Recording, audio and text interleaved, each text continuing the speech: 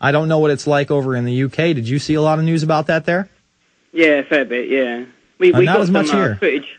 We got some footage from inside Gaza as well, and they're just completely flattened. There was this scene over the horizon, and there wasn't a building standing. It was just rubble. No, it's tragic, man. I mean, I wish we could do more in the Middle East, but we have so much to clean up internally in both of our countries. Yeah, I know, totally. And the United States of America, and now they're going to team up in this NLE-09 exercise. And remember, terrorist attacks are supposed to happen overseas before they come here, and they're just going to try to stop them here. So be aware. Go check out NLE-09. That could be I checked that out. I read that. Yeah. Oh, you did? You checked out NLE-09. How do you feel about it? Well, I mean, I can't see anything. Well, I don't know. I'm confused. I don't know if we have a FEMA or an equivalent over here. No, but I would say that you're probably your MI5. Seeing that DHS is going to be involved with CIA, NSA, FBI, I would assume that, you know, the upper echelons of not only your police force, but your intelligence agencies are also going to be involved in this drill. And mark my words, they're going to ship a lot of those people into our country so that they can really blur the line internationally of what regulations we have to follow. I thank you for the call, Lauren. Let's go to Stephen in Texas. Stephen, you're on the line. Yeah, hey, Jason. How you doing?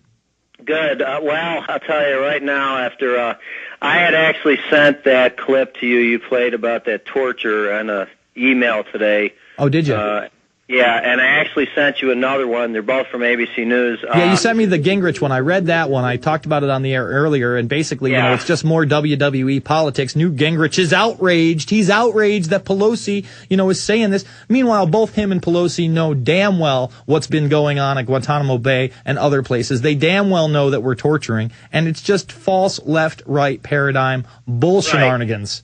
Go ahead. Yeah, it's just what Jesse Ventura said in the Obama deception. This is all show, just like the WWF. They're their enemies on the stage, and then behind the scenes, they're buddy-buddy.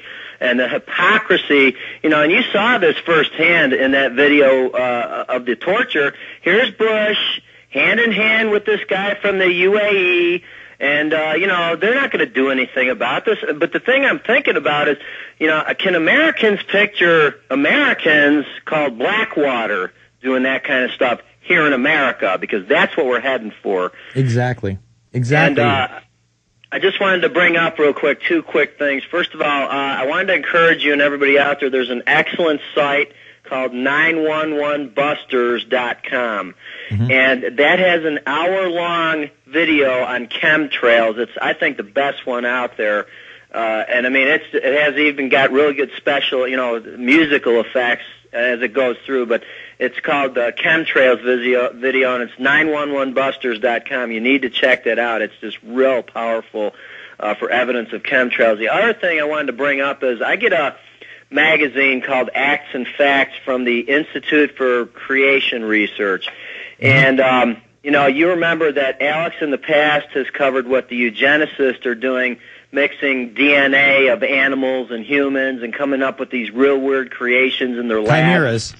Chimeras, right. Yes. Well, they have an article in here, this May issue. It's called Human-Ape Hybridization, a failed attempt to prove Darwinism.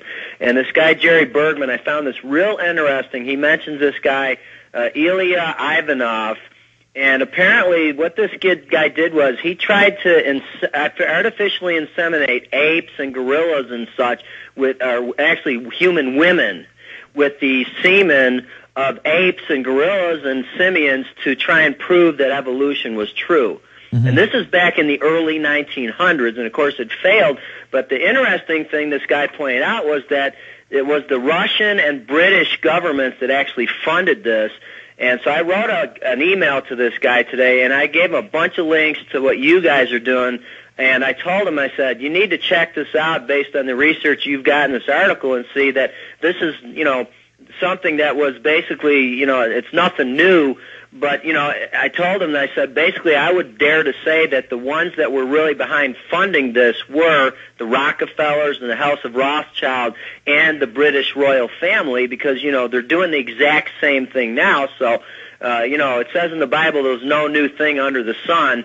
And I just found it really interesting that here way back in the early 1900s there was a guy trying to do this kind of stuff. I'll definitely have to check it out. You know, one of the more interesting things, and I thank you for the call, Stephen, that I have seen, you know, supposedly on the pro-evolution debate. And, you know, again, I do not believe species-to-species evolution. I've looked into it. I've not seen any evidence. However, within a species, there's no doubt that we evolve, and mostly due to our surroundings, our environment. Again, I'll say it, you know, you've got black people in Africa because it's sunny all the time. You got white people in Europe because it rains all the time, not a lot of sun, you know. Mexicans, Native Americans, you know, are a little less dark, you know, because we have seasons. And one of the stories I wanted to cover today really quickly is that archaeologists are asking a big question after this Indonesian, this Indonesian island, they found all these little human beings. Basically, they're asking if they're hobbits or not. And we're talking about 3-foot, flat-footed human beings. They had tools next to them, I just thought it was just a crazy little story. Let me read some of it. A miniature species of extinct humans nicknamed hobbits possessed unusual anatomical features explained by their complete isolation from the rest of humanity for thousands of years on their remote island home in Indonesia, studies have found. The tiny people who grew up to an adult height of no more than 3 feet astounded scientists in 2004 when a skull and partial skeletons were unearthed from a cave on the island of Flores. Radiocarbon dating suggests that the species, Homo floresiensis, had lived in and around the cave for tens of thousands of years before dying out about 17,000 years ago. The latest research into H. floresiensis has found that there were flat-footed, long-toed creatures who could walk easily on 2 legs, but would have found it difficult to run at speed. A separate study suggests that their very small heads, which were perfectly in proportion to their bodies, were the evolutionary outcome of living on such a remote island for so long. So I'm glad we had a call about evolution and that sort of thing, because I thought this was an interesting story and I wanted to cover it. On the other side, we're going to continue to take your calls, Leif, Leo, and more. PrisonPlanet.tv, Infowars.com, 866-582-9933. A little bit of a news blitz. And then we're going to continue to take your calls, and we'll do more of I still have this whole stack right here that I haven't been able to go over, so let's do some of it right now, and then we'll take some calls, 866-582-9933.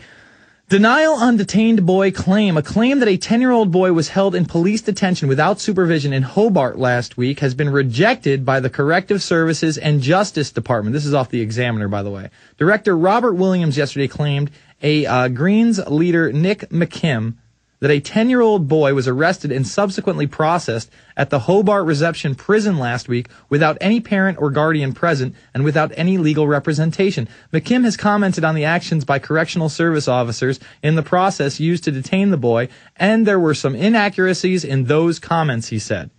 A 10-year-old boy in prison? Sounds a little wild. And they're not saying what for. That's what's really bizarre. You know, did he shoot somebody? What happened? Even then, do we, put him in prison? He's 10 years old. He's a little kid. And then I've really got to cover this gun ban. Where is the gun ban? Oh, by the way, some good news before we cover the gun ban. Judicial Watch has apparently forced the release of the bank bailout documents. Judicial Watch, the public interest group that investigated and prosecutes government corruption, announced today that it forced the Obama administration to release documents about the October 13, 2008 Treasury Department meeting that coerced major banks to allow the government to take $250 billion equity stakes. Much more than that, folks. So hopefully they'll do this. Hopefully, the documents are there. I haven't gotten a chance to look at them. There they are. Documents Part 1, Part 2, Part 3. We need some info warriors out there to go over these documents, tell us what's in them, and then we will write stories up over at InfoWars and Prison Planet. All right, and now quickly, the Connecticut House has passed a machine gun ban for children. The Connecticut House of Representatives have given final legislative approval to a bill that bars anyone from providing a child under 16 with a machine gun, including for target practice. The bill passed the House 139-0. It already passed the Senate and awaits Government M. Jody Rell's signature. The legislation stems from the October death of an 8-year-old boy, Ashford boy, who accidentally shot himself in the head with an Uzi at a Massachusetts gun show. Well, why was there a loaded Uzi in an 8-year-old's hand?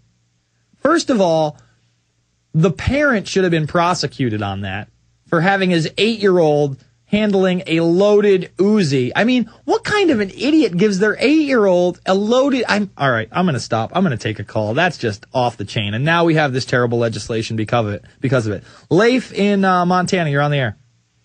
Hey, how you doing? Good, man. Hey, I'm calling about a little incident in Ontario, Canada. Okay. There was an